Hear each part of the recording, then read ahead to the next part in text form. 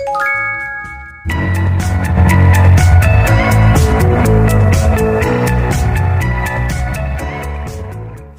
semuanya, selamat datang kembali di Ruang Bercerita.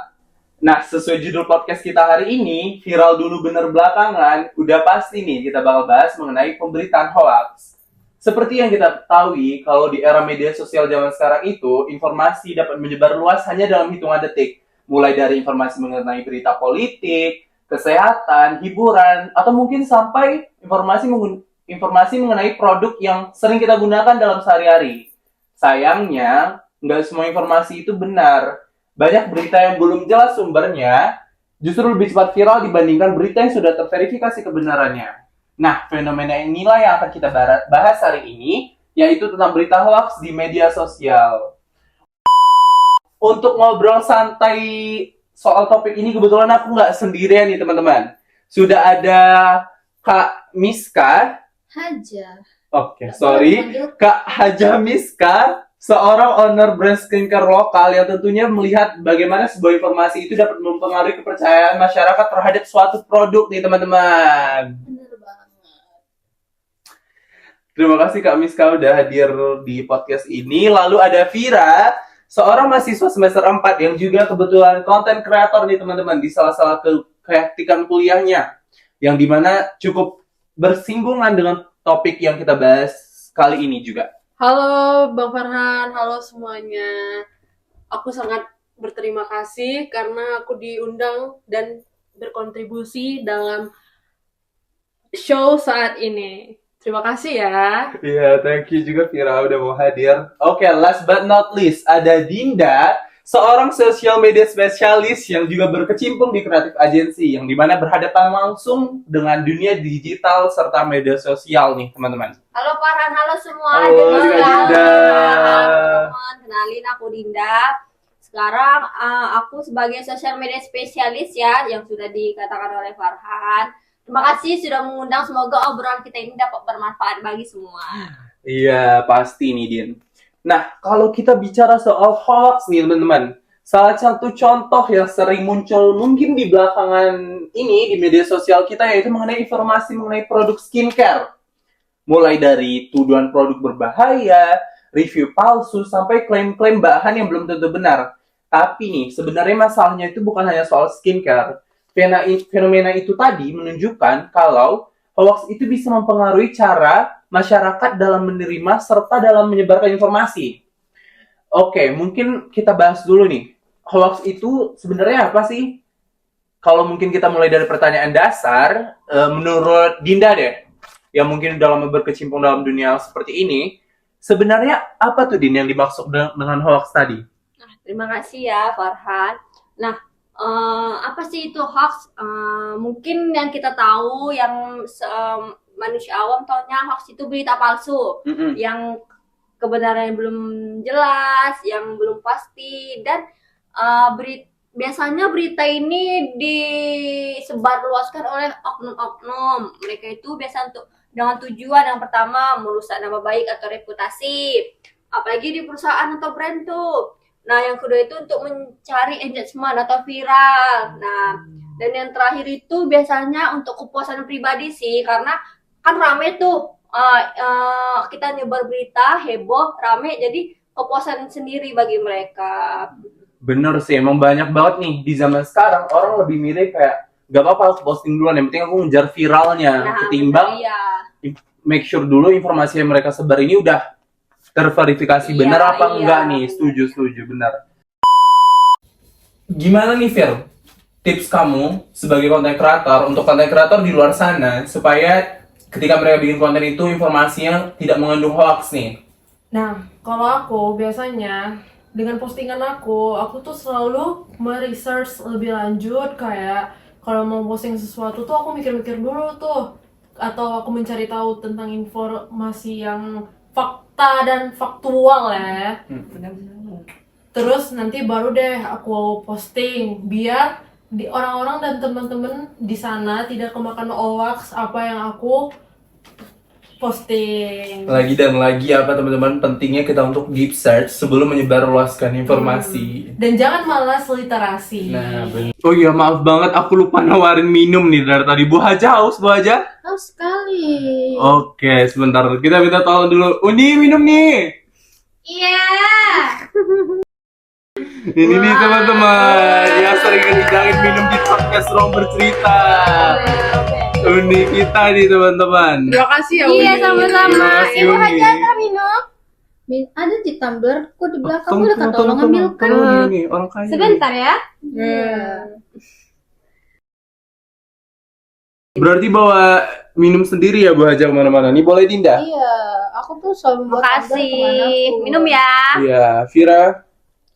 Oh, terima kasih Terima Uni. kasih. Iya, sama-sama. Uninya memang unik, emang ada goyang ya? Kak. Ini yang zam-zam ya. Bu Haja ya namanya. Memang di sini ini ya disambut sekali. Uni nampak nih Uni. Oke, back to the topic. Mungkin sekarang kita langsung aja masuk ke contoh nyata hoax di dunia skincare. Kebetulan di sini ada Ibu Miska, Hajah Miska, selaku owner brand skincare nih. Bagaimana menurut Ibu mengenai fenomena ini, informasi yang sering muncul mengenai skincare di zaman sekarang? Menurutku itu di dunia perskincarean atau di industri perskincarean itu informasi-informasi kayak gini cepat sekali tersebar. Kadang itu ada konsumen-konsumen yang takut untuk mengambil keputusan atau pemilihan dalam mengambil skincare karena ya itu adanya buzzer, adanya influencer-influencer yang mereview skincare itu ini nggak cocok di aku, padahal tuh nanti dipakai sama konsumennya tuh tidak cocok. Jadi masyarakat itu yang gaptek Iya, sekarang benar. bilangnya gaptek Benar. itu takut itu mengambil keputusan karena takut salah mengambil keputusan, terus nanti tidak cocok di muka mereka karena kan orang-orang tuh tidak semua tipe kulitnya sama. Apalagi kulit muka ini sangat-sangat sensitif. Benar. Berarti nih, ketika ada penyebaran misinformasi, terutama di bidang skincare, yang dimana Ibu sebelahku pengusaha, berdampak sekali ya Bu, penyebaran informasi itu tadi. Ini juga berdampak sekali kepada perusahaan-perusahaan skincare. Karena itu ya kayak tadi yang saya bilang itu influencer atau beauty content creator itu yang mereview skincare atau mereview enggak skincare aja tapi makeup Secara tidak jujur. secara tidak jujur. Kadang itu mereka di endorse bukannya mereka menggunakan dulu dalam pemakaian 1 bulan, 2 bulan, atau 3 bulan tuh untuk melihat hasilnya. Tapi itu ada juga yang dia dipakai langsung dihapus itu, langsung mengatakan ini nah cocok di aku, cocok juga di kalian gitu. Dan itu berdampak sekali kepada industri skincare yang sudah membangun branding selama bertahun-tahun, berpuluh-puluh tahun. Dan tentunya nih teman-teman, berdasarkan yang tadi itu juga berdampak sih kalau menurut saya sendiri untuk masyarakat yang menerima informasi Benar. palsu mengenai skincare itu. Apalagi sekarang masyarakat itu lebih apa namanya? Lebih percaya tuh berita-berita yang kayak gitu. Iya, benar. Ndaklah menyaring-nyaring dulu, langsung saja percaya ini informasi ini langsung dibaca kayak yang sudah disampaikan dengan adik-adik ini tadi. Ya. Kalau orang-orang itu lebih pilih membaca judulnya saja daripada membaca lebih Baca suka, keseluruhan. daripada melihat mereka tuh lebih suka melihat video gitu tanpa ada membaca deskripsi yang sudah Sering tuh. tertera di ini di bio gitu. Nah, Aku sering juga tuh Bu Haja ketemu kayak gitu tuh padahal kita nggak tahu kan bener atau enggaknya. Iya, setuju. Balik lagi teman-teman, semua informasi yang tadi itu tuh dampaknya sangat berdampak. Ketika terjadi misinformasi mengenai suatu, lebih tepatnya produk skincare, benar. para pengusaha yang jujur seperti Ibu Haja Miska ini sendiri, yang produknya sudah BPOM dan sudah halal MUI pun terkena dampaknya teman-teman, karena misinformasi tadi. Dan misinformasi itu juga bakal berdampak ke masyarakat awam seperti kita. Ketika kita menelan informasi mentah-mentah tanpa melakukan deep search terlebih dahulu, efeknya itu nggak main-main sih teman-teman, dapat merugikan orang, pengusaha, kita, atau bahkan keluarga di rumah yang kita sayang-sayang nih teman-teman. Oke, kalau kita bahas bermedia sosial, udah pasti ada etikanya dong. Setuju nggak? Setuju banget. Setuju kan? Sudah pasti ada etikanya.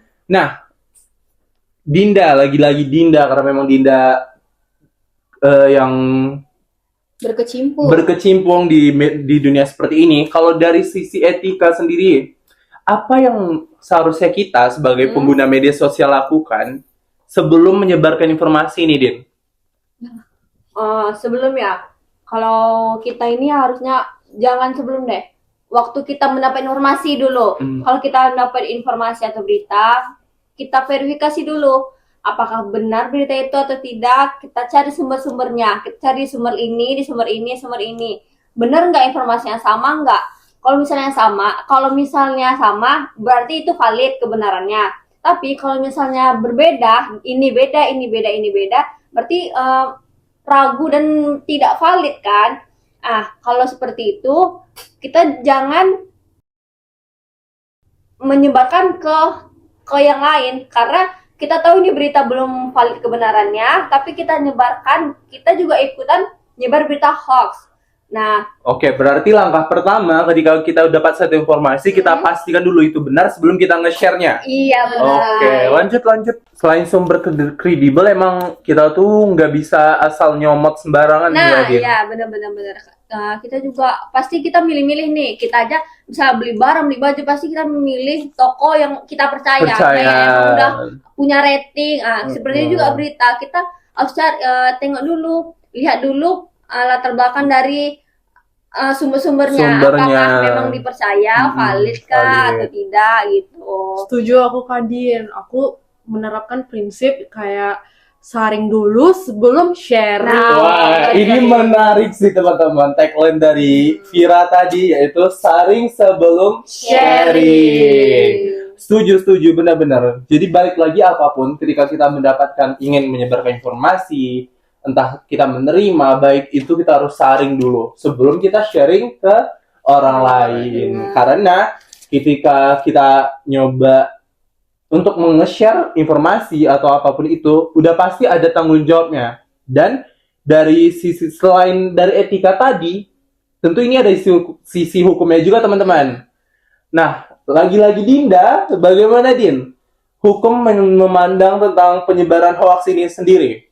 Nah, di Indonesia sendiri untuk penyebaran hoax itu udah ada undang-undangnya ya teman-teman. UU ITE bukan? Benar, UU ITE. Yaitu di pasal 28 tentang beretika di media sosial. Jadi kita nih memang media sosial ini punya kita pribadi. Memang kita punya hak, tapi kita juga punya aturan.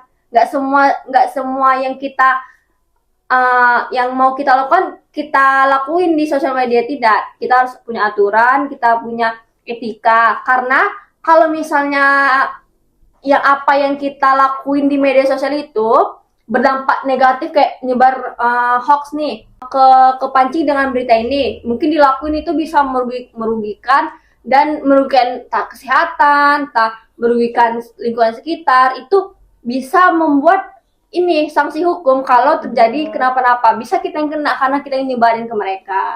Lebih tepatnya ketika kita menyebarkan misinformasi dan ada korban dari informasi yang kita sebarkan. Benar. Oke, benar-benar. Nah, intinya teman-teman, balik lagi ketika kita ingin menggunakan media sosial, sudah pasti kita harus beretika dan bertanggung jawab dalam apapun yang kita share di platform media sosial kita sendiri. Dari obrolan hari ini, kita itu belajar bahwa hoax itu bisa muncul dari berbagai bentuk dan dalam berbagai topik, teman-teman. Termasuk tadi skincare yang sering kita temui di media sosial ini. Nah, balik lagi, yang paling penting itu adalah bagaimana kita sebagai pengguna media sosial itu mampu bersikap kritis, memverifikasi informasi, dan bertanggung jawab atas apa yang telah kita sebarluaskan. Hari ini banyak banget insight-insight baru untuk aku dan teman-teman di luar sana. Dari 3 wanita hebat yang udah aku undang hari ini. Shout out to Kak Miska, Hajah Miska. Sering sekali orang lupa sih. Maaf aja, maaf. Vira dan Dinda yang telah berkenan sharing cerita serta perspektif mereka hari ini. Saya pamit undur diri dari Ruang Cerita. Sampai jumpa di episode berikutnya. Ingat, jangan hanya viral lalu dipercaya, cari tahu dulu faktanya. Saring sebelum sharing.